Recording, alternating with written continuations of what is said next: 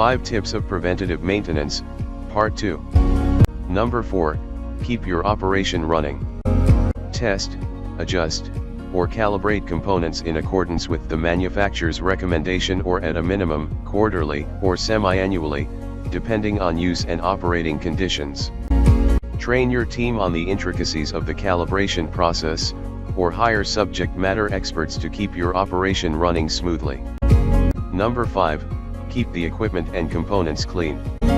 Along with the preventive maintenance tips outlined above, ensuring your system and components are operating in the environment in which they were designed to operate.